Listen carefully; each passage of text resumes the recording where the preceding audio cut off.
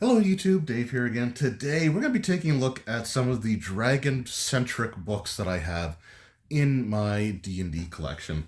A few years ago I did a review video on the 3.5 Draconomicon, which was one of my favorite 3.5 D&D books to come out. And there are other dragon-oriented titles from D&D's history going back to some of the earlier days, all the way up to the modern times. So I thought, considering how much I love the Draconomicon, we could have a Draconomicon-a-thon. So these books are mostly monster stat books, kind of like the Draconomicon was for 3.5, but might include some specific dragons or some ecology information. They're typically not just adventure books with dragon in the title, although there's sort of an exception to that one here. But we'll take a look at the various books here. We'll flip through them kind of quickly and briefly, and I'll share my thoughts on them here. So the first one I'm going to show is Accessory 10, AC 10.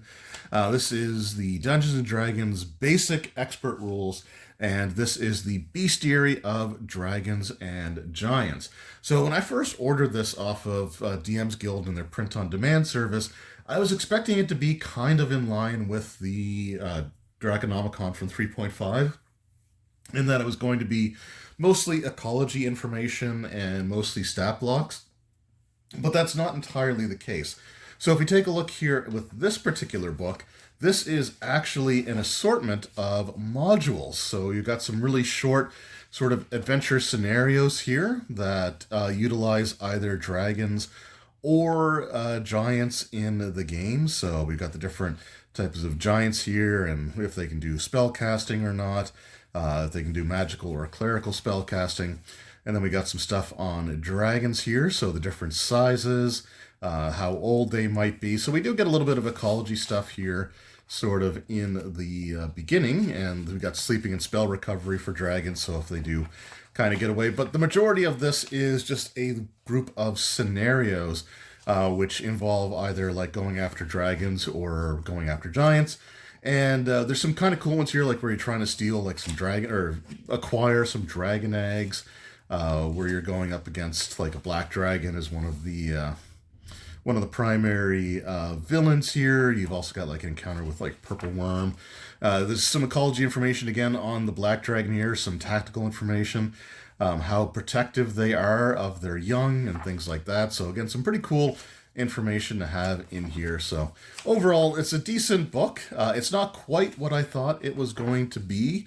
But if I ever do run Basic Expert, which I do want to do at some point, I will probably adapt some of these scenarios for my campaign and let the players go up against some of these deadly creatures. And just again, I've never run a dragon encounter in Beckme. I've never run Beckme, but I've never run a dragon encounter there. So I think it'd be kind of cool to do that. So yeah, this is a really cool book for what it is. Although considering that I thought it was just going to be like a Draconomicon style book, I was a little deceived by the title, but it's still a fantastic book nonetheless. So one that's definitely worthy of being in anyone's collection if you're into Basic Expert.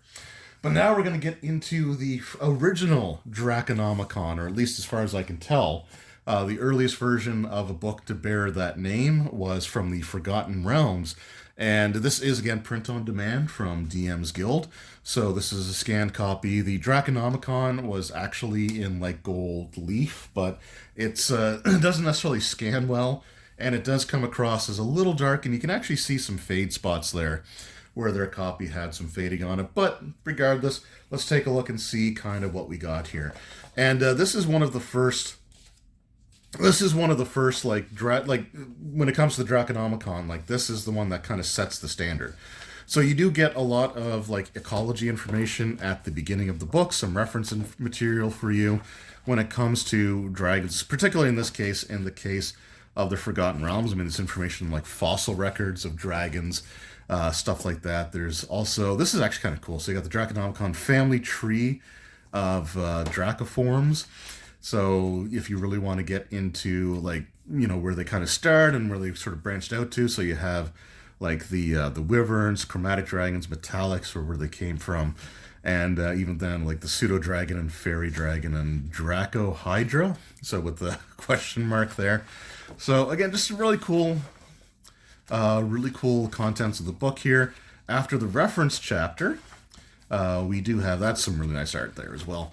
But after the reference section, which is actually pretty decent in terms of the size here, we also have the racial preferences for the different dragon types. So how they get along, excuse me, how they get along with one another, the different dragon gods. So again, this is from the Forgotten Realms setting. Interestingly enough, I don't see Bahamut and Tiamat in here, so I guess they were using different origins here in the Forgotten Realms.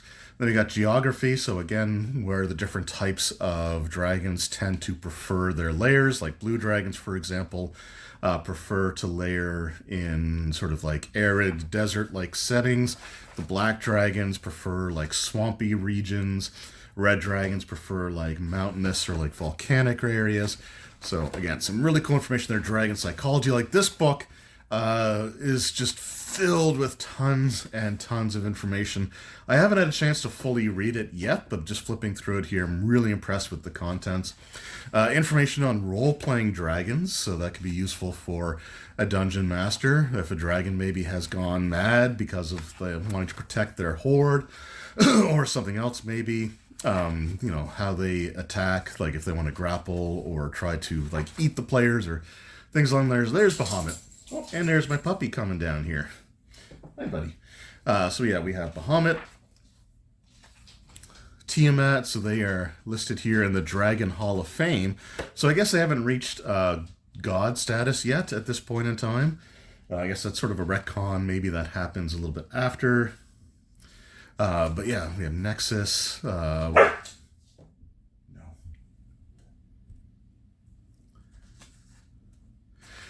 I was hoping that they'd have the red dragon. I forget what his name was now from the D&D movie, the one that was like morbidly obese. But I don't see him in here at a glance. But again, some cool stuff. Some new dragon types. We got the Draco Hydra, which we saw the question mark for. The Steel Hydra or Steel Dragon, Yellow Dragon, which we'd see later on as well. And I think it was Monsters of Faerun, maybe had like some different dragon types. There's like the Fang Dragon. There was the Yellow Dragon, or maybe it was a Brown Dragon. There's been all kinds of different dragon types over the years. Some magic, and then guides for player characters looking to confront dragons. So again, and some looks like example adventures and stuff involving them. So this book is awesome. Like I have to say, like I can certainly see why in third edition, when they decided to release their own dragon-oriented book, that this is the one that they went after. There's just so much really cool and useful information in here.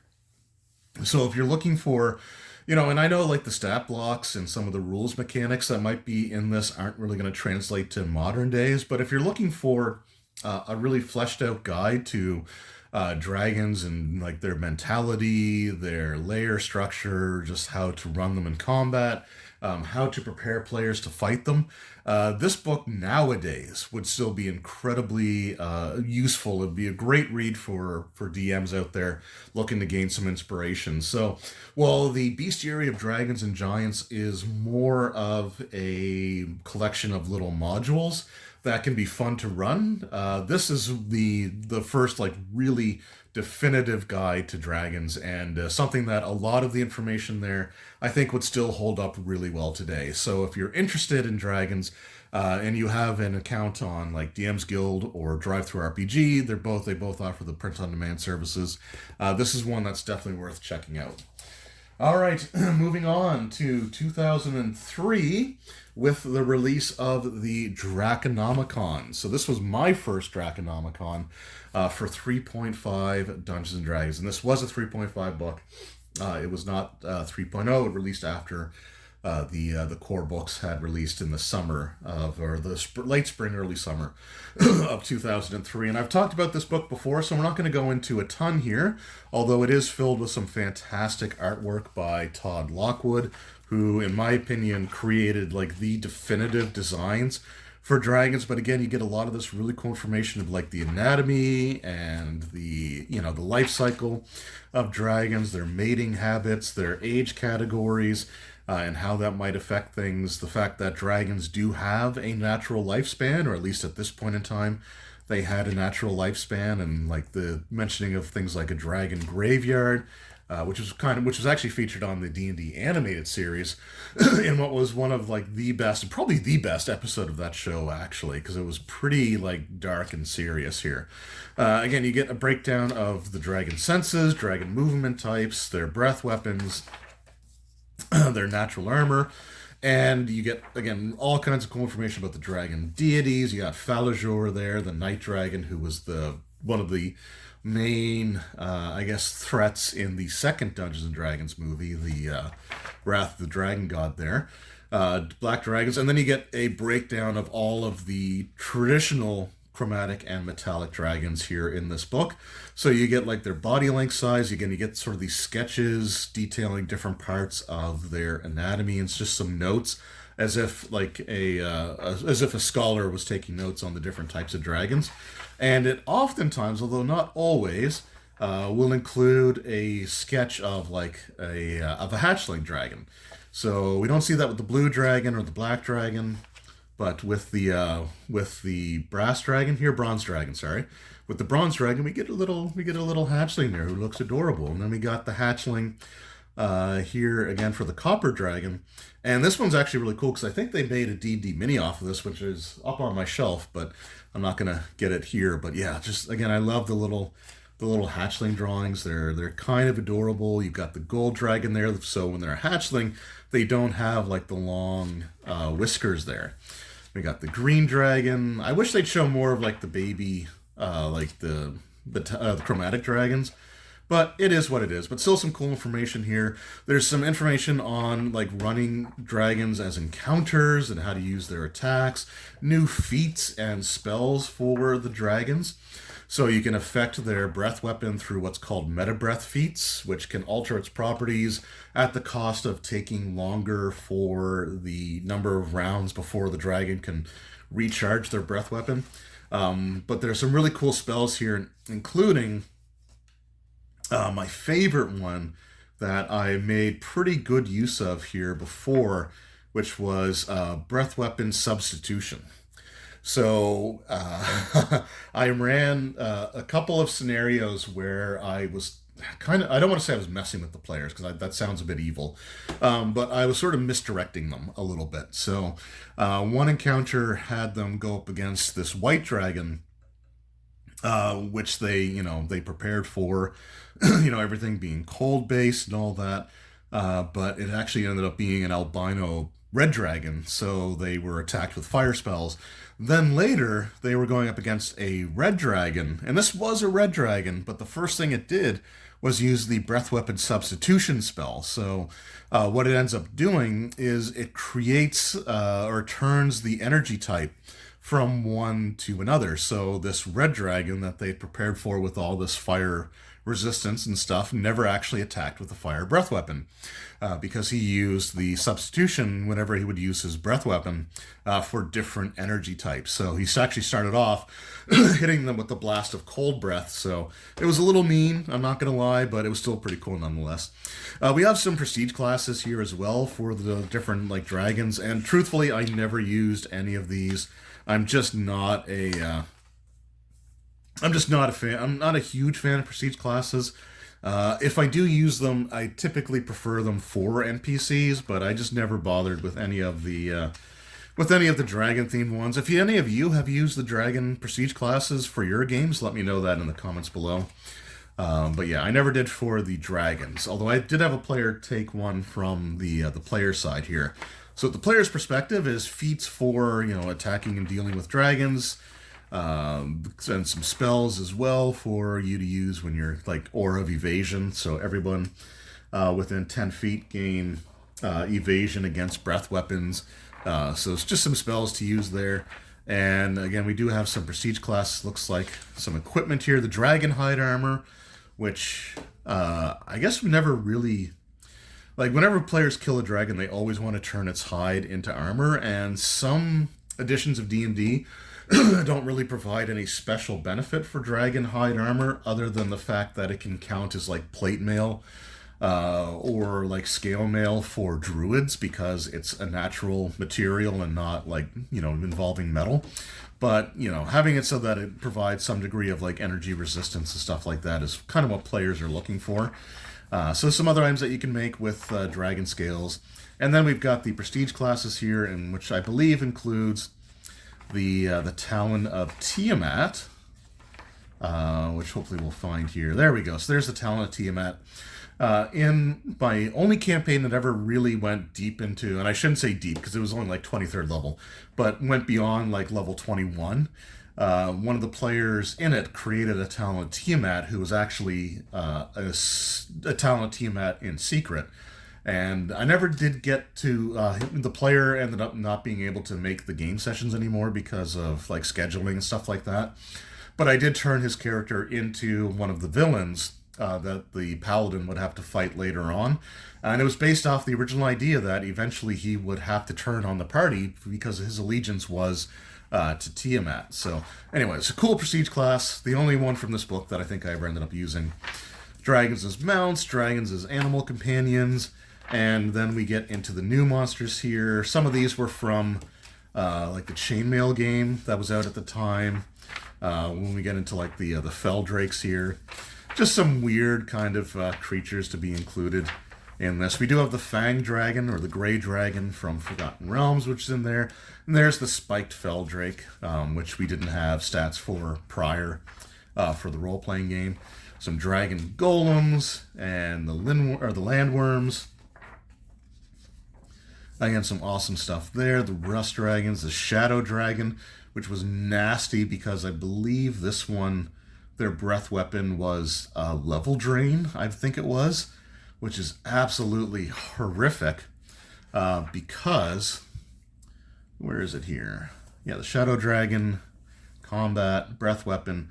Yeah, it's negative levels. So, like, it only starts at 1 negative level, but you can get up to like 8 negative levels if you're fighting a Great Worm, and you only need to fail a couple of those saves and you're completely screwed. So, again, some cool stuff there. We got the Squamous Spewer, the Vampiric Dragon, the Zombie Dragon, and of course it's the Zombie White Dragon. And then my favorite section of this whole book here, which is just the different dragons. Oh, there's a little baby black dragon, which was just statting out all the age categories for all of the Monster Manual dragons. And I cannot tell you how useful this is. Because dragon stats, like if we look at nowadays, dragon stats are all just laid out there for you. But in older versions of D&D, you had to assemble them yourself. And it's not that it was necessarily that difficult to do. It was just a little time consuming to put it together in a stat block here. So having that all done with feats selected, with skill points assigned, and the spells selected was a huge time save, especially if you were running a campaign that involved a lot of dragon fights like, the high-level one that I was doing actually did. So, a fantastic book, and if you're running 3rd edition or 3.5, this is a book that I think you should really consider picking up for your collection. Again, it is available print on demand through DM's Guild and DriveThruRPG, so you don't have to pay the ridiculous eBay prices that I've seen this book going for. Most listings had it well over $100. I've seen a couple like $200 and $300 listings. That's Canadian dollars because that's what I deal in.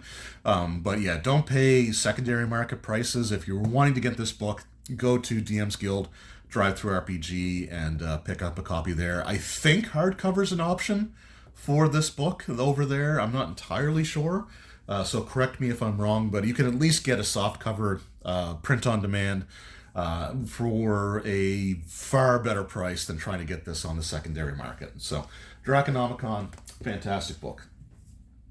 All right, up next, continuing with the 3.5, we have Dragons of Faerun. And this is sort of similar to the Draconomicon that we had from 2nd edition AD&D, in that this is Forgotten Realms specific, and I don't think I've opened this book in years. I can feel how tight that cover is, so I want to be careful here. But this has just a bunch of like different types of dragons, including several like pre-made dragon encounters here, I believe, as well. We got the roll call of dragons there in the appendix. But again, this is just creating sort of a way of customizing dragons for the Forgotten Realms and sort of the differences that might take place there. And again, we've got some. Oh no, we do, yeah, true dragons. So we do have the actual ready-made dragons here as well. So there is a male old gold dragon 11th level druid. So they kind of messed around with adding class levels here. So some awesome stuff in this one. So we've got the white worm here, Avarantrance. I butchered that horribly. With his rider there. This dragon appears in the 5th edition Rime of the Frost Maiden. Now his master had been killed, but he was killed while still strapped into the dragon saddle there. So this dragon is very old and very insane, I guess would be the right way to put it there. Doesn't look like any stat blocks for this one. But it was essentially like so this has an ancient, I think it was it was ancient in 5e as well, because they didn't go beyond that for a while. But in the 5e adventure, like, the dragon's completely insane and thinks that their master is still alive. And if you confront the dragon, or if the dragon like confronts the party as one of the encounters that you can roll, there's a chance that the rider in the saddle might fall out. And if that happens, the dragon kind of comes to a stop and like asks the player's assistance in helping his master back into his saddle, because he's not moving around so well these days. And then after that, the fight could resume, or the dragon might show a little bit of gratitude and just fly off. But I always thought that was just a really cool addition there. And then we've got some green dragons again. This guy here is a 4th level rogue, 4th level druid. So a bit of a different take by putting class levels on the dragons as well. But just some of the more like noteworthy dragons there. We got a fang dragon that's just eating a dead beholder there. The minstrel worm, this very old blue dragon. So again, some really cool stuff in here. We got a crystal dragon with the 1st level of wizard there. So again, this is just a really fun book to read as well, and just had some really cool inclusions to add to your games. And again, one of the cool things that we have here is it has like their dragon horde. So even if they don't stat the dragon out themselves necessarily, although this one is CR 40, holy crap. But they do give like the dragon horde. So one of the things that you could end up doing is pilfering the dragon horde while the dragon is away, and have to deal with the consequences there. This also incorporates the Rage of Dragons, which was a story event that took place I can't remember if it was in the 3rd edition or not. There was a book series for it. But yeah, it was sort of a situation where like dragons were sort of overtaken with these really strong instincts, and you had like this flight of dragons that were causing issues and devastation here. We got Worms of the North. So some of the different dragons that might be there. Some examples. The Cult of the Dragon, which is a big part of the Forgotten Realms, including their goals. This is when they were still looking to create Dracoliches specifically. And then some encounter locations. Some different places there. We got some maps included for like pre-made scenarios, which is awesome to have as well. Orders of Dragonkind. So we've got like actual like dragon organizations there, and some dragon layers, layer traps, and things to put in there. So again, just another really cool book to have to add to your collection here. Now, as far as I know, this one is not available print on demand. I don't know if I would consider this to be as good as the Draconomicon was, but for the Forgotten Realms, this was a fun book to read. I remember getting this and then going to work. I think it was night shift that night. And just kind of sitting down when I had a couple hours of complete downtime because everything else was done, and just sort of sifting through and reading through some of the different dragons that were included. It was a pretty cool book, but yeah, the original 3.5 Draconomicon I would place over that one, but that is a dragon book that is out there. I don't think it's as ridiculously overpriced online, but it would still be difficult to find it for like an affordable amount.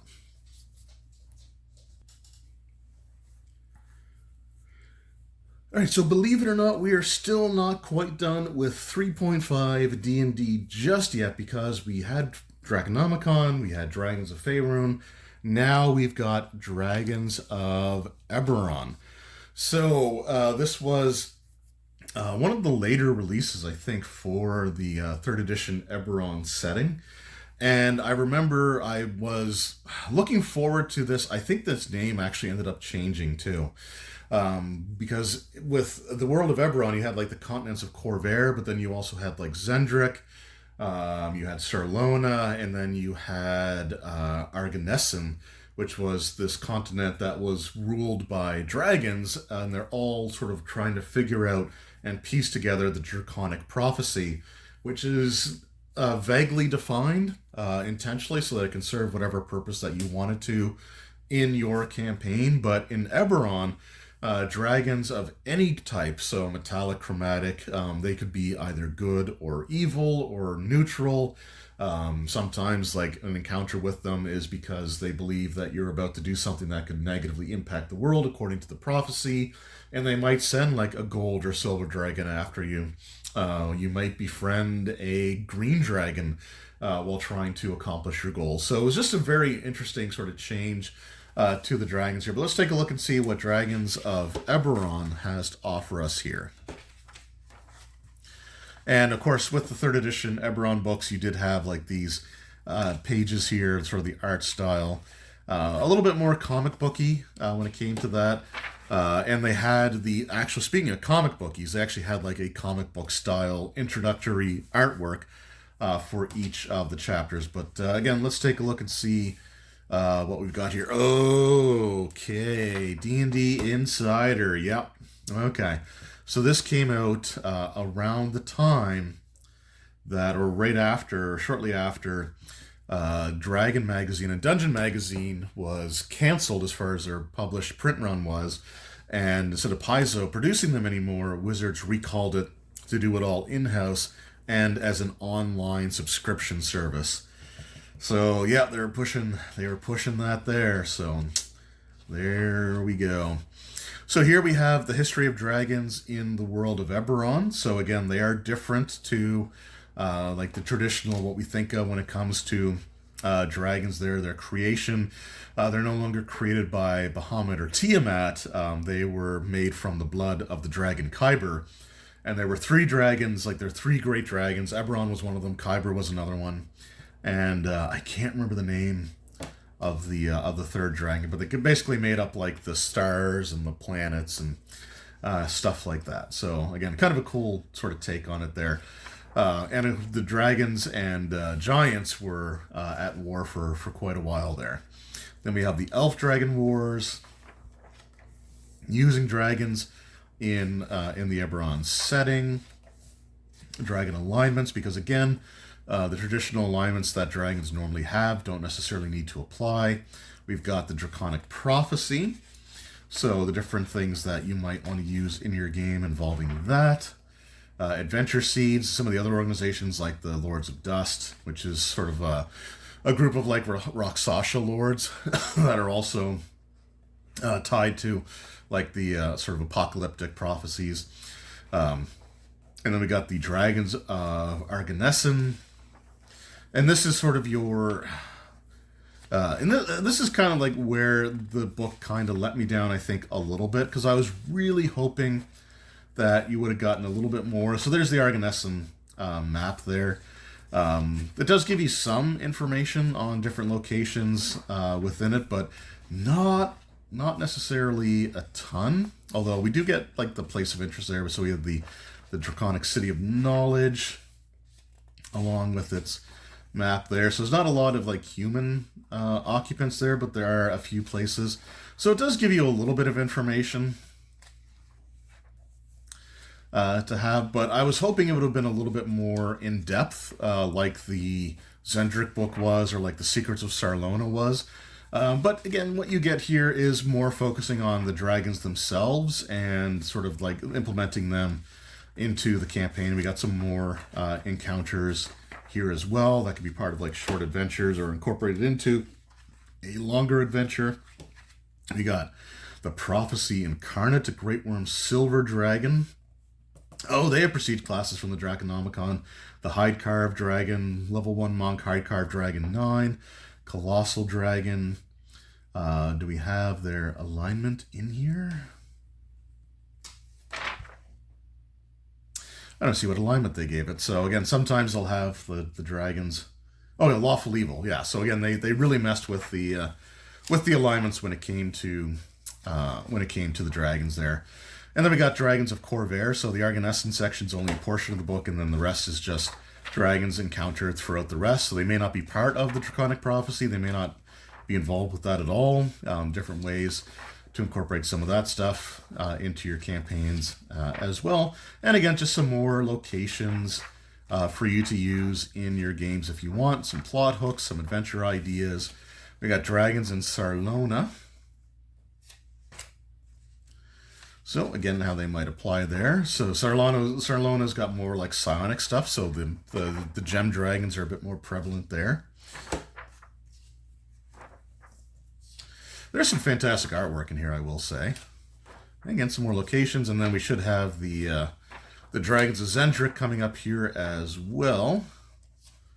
Sort of towards the end here. And there's the Dragons of Zendrick. Again, you got those for like the comic style art there, and again, just some adventure locations or ideas for encountering dragons in the continent, in the different continents in Eberron. So, of the 3 third edition books, of the 3 Draconomicons, or dragon-oriented books for 3rd edition or 3.5 D&D, the original Draconomicon is the best of the bunch. It is also significantly beefier than the other 2 books, so it's kind of unfair to compare them directly. But I would also say that I think I liked Dragons of Faerun a bit more than Dragons of Eberron. Dragons of Eberron is a fine book, but I do remember feeling a little let down. I really wanted a book that focused heavily on the Argonestan continent because that was the one that we were missing. And this one just doesn't quite cover that. It gives you a couple of places. It does give you a good map of the continent. But I wish that it was sort of more tied directly to that, and with just sort of smaller sections at the end of the book for incorporating dragon encounters in the different, like in the other continents. So like in Corvair, on the Zendrick and in Sarlona, but still a decent book, and a good addition to the Eberron collection for sure.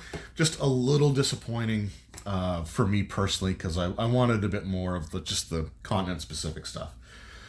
All right, so we are done with 3rd edition now, and we are going to move on to 4th edition Dungeons and Dragons, and we have the return of the title Draconomicon. So this is the Draconomicon for chromatic dragons, which are the ones that you're more likely to encounter typically in like a normal D&D campaign.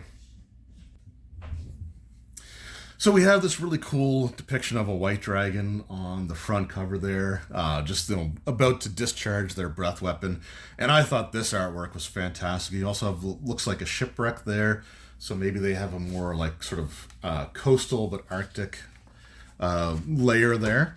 And here we've got, again, the Dragon Lore chapter for the 4th edition Draconomicon. We've got the first dragons, the Sundering, which is also an event that would occur in Forgotten Realms when it came to the sort of the changes made from 4th to 5th edition Forgotten Realms.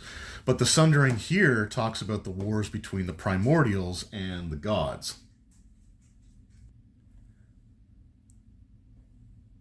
Which I always thought was a really cool change to the D&D lore when it came to like the 4th edition, the creation of the primordials and their impact on the sort of like the D&D multiverse. In the Forgotten Realms, you had the world of Abir and Toril becoming 2 different coexisting alternate planes of existence from one another.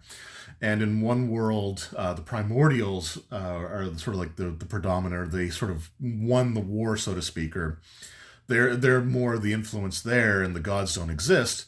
And then in the Toril, you had the gods being the dominant force, with primordials either not existing or sort of being trapped, like in Mount Hateno in Neverwinter there. The volcano, the reason that it's always as warm as it is because of the fact that there was a primordial that was trapped and fueling the furnaces of Gauntlgrim, which was like the lost dwarven stronghold. So anyway, it's just, I always thought the primordials made a really good addition to the game, so they're sort of incorporated there. We do get the external anatomy again, so we do get some of the same information from the 3rd edition one, which, keep in mind, would be several years out of print by this point and for a different edition. So, if you got people coming into D&D now, or at this time, then this would be the book for them to pick up. So you do get sort of that muscular system, the skeletal structure, the mating rituals again with the life cycle. Although I don't know if we go into we do go into Dragon Twilight here as well, and ancient or natural death for the dragons. Then we got their psychology, so the arrogance and superiority, patience and the long view. There's an awesome looking black dragon there, my favorite design of all time. How they get along with other chromatic dragons, if there's sort of mixed cultures of dragons working together. Worship by chromatic dragons, so the deities that they may be interested in, some of the different dragon gods. And then we have the exarchs here, which are mortals that have reached sort of like a point where they become servants, like direct servants of a specific deity.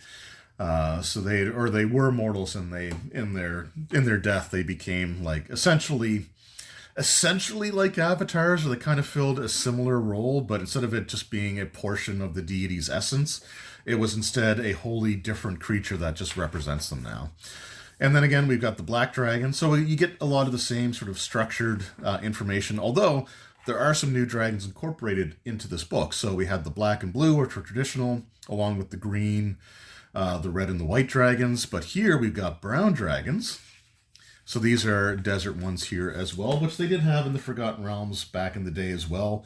I think they were in the, I want to say it was Monsters of Faerun that had them, along with the Fang Dragon, and I can't remember. Oh no, it wasn't. It was Dragon Annual, or not Dragon Annual. It was the Dragon Compendium. Actually had those dragons in it. But yeah, so we got the desert-dwelling brown dragon. We got the gray dragon, which was the Fang Dragon. And then we got the green dragons. We got purple dragons. And then we've got the red dragons. And finally, the white dragons there. So we actually have the gray, the brown, and the purple dragons added to the chromatic roster as well. And then we got the DM's guide, so how to create encounters, combat or social encounters with them, draconic traps, and some ready-made adventure plot hooks or ideas for you to use in your games, including involving draconic patrons, or chromatic draconic patrons. So that's kind of interesting. So some of the different chromatic dragons and how they might interact with the party, either openly or hidden, which is kind of cool. We've got draconic campaigns, so the idea of becoming dragon slayers and how to do that, the different tiers of adventuring. So levels 1 through 10 being the heroic tier, 11 through 20 being the paragon tier, and then 21 through 30 being like the epic tier, and how to sort of work that out. Again, just a really cool bit of, some information for designing. Again, if you want to design an entire campaign around dragon slaying, well, that's an option. And then we get the dragon's hordes, the different objects that you might find there. So again, that can really become really helpful when it comes to fleshing out a dragon's horde for your campaign, including trade goods, because a lot of times they are attacking like caravans and stuff, and just some sample treasure hoards here as well, which again, I cannot tell you how much this helps when it comes to like just sort of creating these types of things. So really cool stuff. And we got some artifacts. And one of these days, I'm going to do a video about artifacts and sort of how they changed the way that they were implemented into the various editions of D&D. But I will say, I think the 4th edition version of artifacts is probably my favorite, because they made artifacts actually viable for in-game while creating an out for them, so that like they're not going to be permanent. There is going to be a point where the artifact simply abandons the user, or it achieves what it wants to do and it moves on, and might leave a lesser magical version of itself in its place, kind of thing. Or if you completely act against the will of the artifact regularly, then you can displease it, and it can even have like negative effects on you. So yeah, artifacts in 4E, my favorite way of using them here. Uses of dragon components, so how to implement them into your game for like rituals, for spell casting, and I think there was another page there as well, wasn't there? Yeah, there we go. And some of the famous dragons. Oh, interesting. Okay, so in Dragonlance, they had albino. The smallest dragon had the body and shape of an acidic black dragon, but scales were... Okay, so there's an albino dragon in there, too. But some of the actual, like, named dragons that were kind of cool to see and included here from the different settings. So we got Brazimal the Bright, which was in the Against the Giants adventure, but it was also in the Age Worms campaign. So there's your Age Worms tie-in for this video. So cool stuff there. And then we've got some examples of different types of dragon layers, and they're like fleshed out with encounters, and they had like the tactical encounter descriptions here, which I thought was actually, at first I wasn't a huge fan of it, but looking back, I actually kind of like this. So you've got the full map, and then when you have like the encounter in a specific room, they give you this really well broken down sort of like round by round description of what happens, as well as just some other specific information to that location. So I thought that was kind of actually a cool inclusion there. But yeah, all kinds of different layers here. In chapter 3 we got the abyssal layer, so we're just going to kind of skip through a little bit here, but yeah, tons of stuff here. And then we got our new monsters. So that would include our brown dragon, the gray dragon, and our purple dragon, which I think the purple dragon was changed from the deep dragon. So you had like the deep dragon and the shadow dragon before. So the deep dragon, I think, just became like the purple dragon. But then we've got our wormling. So there's our black dragon wormling, looking just adorable. The blue dragon, our brown dragon wormling, looks like he means business. The gray dragon, the green dragon one, the purple dragon wormling, the red dragon wormling. I wish they just did like specifically the artwork for the red dragon wormling. Instead, they recycled the art from the Draconomicon from 3.5. But then we got the white dragon wormling there, and again, they're looking just adorable. Planar dragons, elemental dragons. I don't know if they'll have the magma dragon in here or not, but we got the Shadowfell dragons. Shadowfell was another great change from in 4th edition as well. The black, or the Dracoliches there, that thing looks awesome. Some other Dracoliches, skeletal dragons, vampiric dragons, the Abashi, draconic parasite. There's the Dragonborn, the Dragon Spawn, which were introduced in 3rd edition as well. Then we got the Drakes, some changes to kobolds, or some different types of kobolds. The living breath weapon, I thought that was actually kind of cool. There's the Squamous thing. No longer a spewer, but... And then we got the Dragon Hall of Fame. So we have a Chardalon there with his pit fiend for a heart. And Chardalon was really, really cool. I did model an encounter off of him in one of my 3.5 campaigns. Then we have Cyan Bloodbane, who I believe is from Dragonlance, I want to say. And then we got Dragotha, so another Age of Worms tie-in if we wish. There's Gulgul, again, really cool looking black dragon there. The brown dragon. So we got Rhyme, Tiamat. So you have the aspect. So again, Tiamat here, level 35, and then you've got their the aspect, which is still level 17, which is pretty good, and then some of their other encounters around that. So yeah, a really cool book, I will say, and then some alternative powers for the different dragon types as well. Polychromatic, so if you want to mix chromatic types together, and then the glossary there. And I do have 3 Dragonanti. I never did get infighting. I don't know if that actually released. I'm going to be honest, I don't know if that actually released. But we had the Draconomicon there for 4th edition D&D. We also had the Draconomicon for 4th edition D&D. So this is the Metallic Dragon. So again, I'm not going to necessarily go into as much detail with this one here, but this one was just for, it's the same thing essentially, but it's for the Metallic Dragons. Although it does prevent, like, it doesn't completely cover the same, like, copy-paste information. For example, like, it doesn't go into as much detail about, like, their anatomy as the chromatic one did, because it's largely the same. But if there's any differences, it does sort of get mentioned there. We do have the different dragon age categories, the psychology, which would be different from the chromatic dragons there as well. So again, just some cool stuff for the metallic dragons, and again, similar to the Draconomicon for the chromatic dragons, we do have new dragon types added in here as well. So we have the adamantine dragon, which I think that's the iron dragon. But we have adamantine, iron dragon. We got the kobold dragon, and then I think we have the orichalcum dragon as well. Mithril. So there's actually quite a few mercury. So I think they added Sororium dragons, I guess was the one. But they added a lot of new dragon types here. So instead of just having 3 new ones, they did add a lot more in terms of like what the new dragon types were. Again, we got like layers and stuff, some pre-made adventures. Let's just go to the we'll just go sort of to the new monsters. I think that's the section that we're going to be the most interested in, because again, it's different, right? Because it's different maps, different encounter locations, different ideas, but it is the same sort of concept here. So we'll take a look at the new dragon types there. So we got the brass dragon, which was actually not in the original monster manual. So we got the brass dragon, the bronze dragon. There's our cobalt dragon.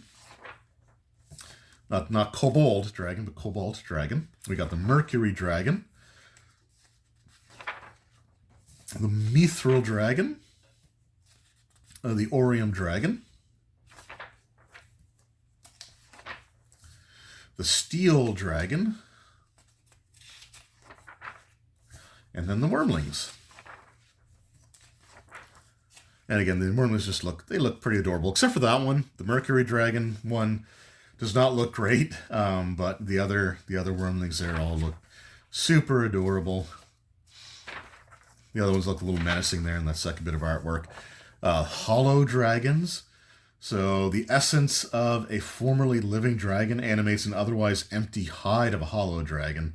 So again, some cool new inclusions there. The Coatl, the Draconians from Dragonlance, so they got those, along with their death throws, the Drakes, the Drakensteeds, and some new Kobold stuff there as well. And then we got the Dragon Hall of Fame. So again, some unique dragons. We got Bahamut, including, I wonder if it includes his time as Fizban. Maybe not, but it does have like the old man with the canaries, which I guess is one of his followers, I guess. Oh no, that's him in disguise. Okay, that is his disguise. So that would be like the when he's like Fizban, basically, when he was in the Dragonlance. Then we got Bahamut's stats, along with some other things here. We've got, this looks like a silver dragon, steel dragon, including their human form that they take, because they can shape change.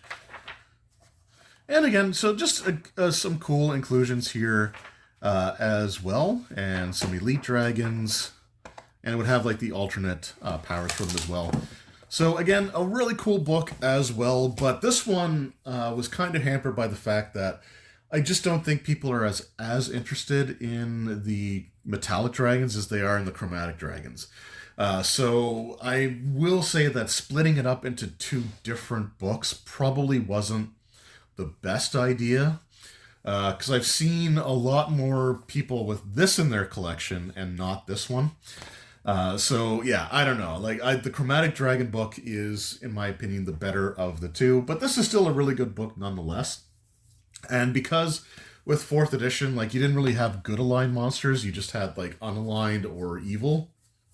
You can still incorporate them as encounters into your campaign if you wish, but of the two, the Chromatic book is by far the best. And that's going to bring us to the final book in this video. This is a long video, and I did say it was a Draconomicon-a-thon, so that should imply that this is going to be a long video. But this is Fizban's Treasury of Dragons for 5th edition Dungeons & Dragons. And this is effectively the 5th edition Draconomicon, just by a different name, because I want to tie... They didn't want to have books that just had like names like Draconomicon or things like that. They wanted it to be presented like if it was like an in-world journal or something like that. But again, we got some cool information. We do have the Fizban there, who of course was Bahamut, just in human form during a period of time in which the gods had like seemingly abandoned the world of Kryn. Yeah, Kryn's the world, and Ansalon, I think, was the continent. Just again, dragons in different worlds, how to sort of incorporate them. So you got Dragonlance, Forgotten Realms, Greyhawk, and Eberron, the Dragon Sight. Character creation, so we got like different types of Dragonborn there, so chromatic, gem, and metallic dragons. Some new subclasses, because you got to have subclass options in the 5e books, including getting a dragon companion, which is kind of cool. Heroes of the Dragon, Draconic Feats, Dragon Magic.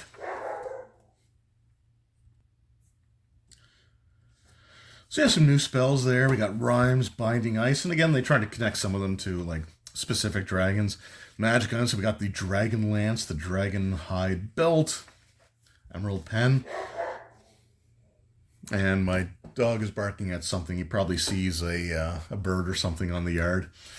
Draconic Gifts, Dragons in Play. So this is your sort of the role-playing dragon, and this was actually a part of the book that I did kind of like, which is sort of like customizing their appearance, which is something that I don't normally think about when it comes to like designing dragons. I'm mostly thinking about like what abilities they would have or like what spells they would have, but actually having like the personality traits and the different like physical alterations does make for a cool sort of addition to the game. There we got a little blue dragon wormling, which looks super adorable. We got like half dragon information. This is really cool. The Ebon Death, the Black Dragon Dracolich.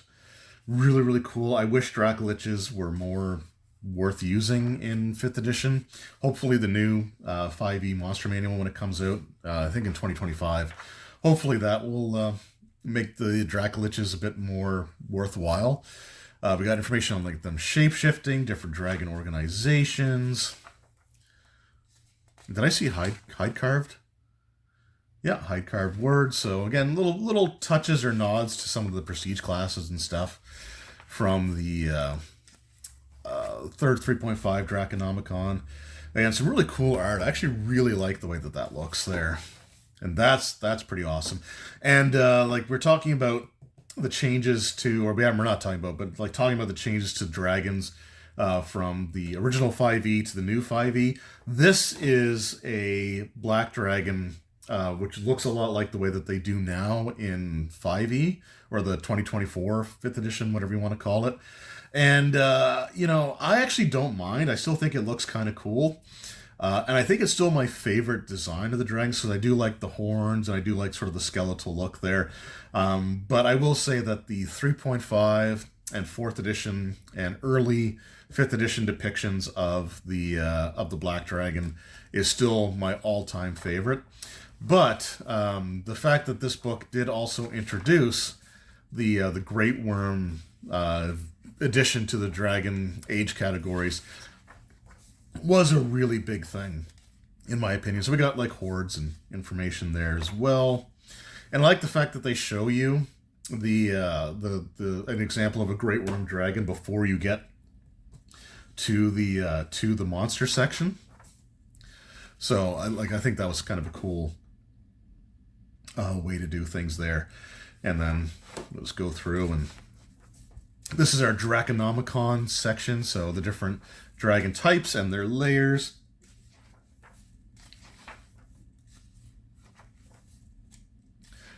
Which all look really cool. The maps are nicely done. And I think they kind of capture the types of layers that these things would have. We got the crystal dragons, the deep dragons, dragon turtles, which is actually nice to see them included in there, because they are technically dragons. And the fairy dragons, gold dragons, the gold dragon layer. Yeah, mine had some weird like printing stuff there, so just ignore that. The moonstone dragons, red dragons, sapphire, and then we'd have the silver dragons, and I think the white dragons are topaz, right, for the gem dragons. And then we got the white dragons there. Like, again, that's really cool looking art there. The white dragon layer. And then we got the bestiary here. So we got the different, like the amethyst dragons. So we got the gem dragons included in here. We got the animated breath. We do have the aspects of Bahamut and Tiamat, which is really cool. Then we've got the great worms. And the great worms actually make dragons pretty scary compared to what they were in 5th edition. I think there was still some work that kind of needs to be done. But one of the things about them is that when you defeat them initially, or you think you defeat them by dropping them to 0 hit points, they actually essentially like reset almost and get their health back, but they also get access to their mythic actions that they can do as well as their regular legendary actions. So it's not necessarily the best way to handle like the Great Worm dragons, but they're in here, and I do think that this is a way of making them again feel terrifying. I still think their hit points are a little on the low side, but you do have to go through that pool more or less twice, which can be pretty rough to do. So it's definitely an improvement, I will say. And I think they realized that the dragons were a little too squishy in 5e as it was. So having it so that instead of giving them just like way more hit dice or way more hit points, they essentially like recharge or rejuvenate their hit points and then gain additional new abilities that they can use. Definitely a step in the right direction. And then they got the ancient crystal dragons, the deep dragons there as well.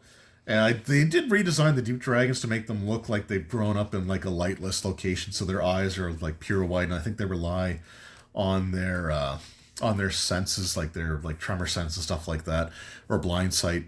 Then we got the Draco Hydra, looking a little different than what we saw in the 2nd edition one, but still pretty cool nonetheless. We got the Draconians, Dragonbone Golems. We should have the metallic Great Worms coming up here at some point as well. The Dragonels, the Dragon Turtle. It's nice to see different age categories for the Dragon Turtle there as well. The Emerald Dragon. The Eye Drake, which is kind of cool. So dragons will, get it on with just about anything. So here we got a Beholder mixed with a dragon. Oh, we got the Gem Great Worms. And then the other gem stocks, the Horde Mimic. That's kind of terrifying. The Hollow Dragon, so we got that concept back. There's the Metallic Great Worms, and that looks awesome. And then the Moonstone Dragons, Sapphire, and then we have our Topaz Dragons, and I think, the Sea Serpents. That's, again, really cool to see that in there as well. And then the Topaz Dragons, and there we go. So, that is nearly an hour of Draconomicons, whatever you want to call it. Like I said, the Draconomicon-a-thon. Anyway, let me know in the comments below, what are some of your favorite dragon books? Mine is still going to be the 3.5 Draconomicon. I still think that that's the best one out there. Although the second edition one is also really, really good.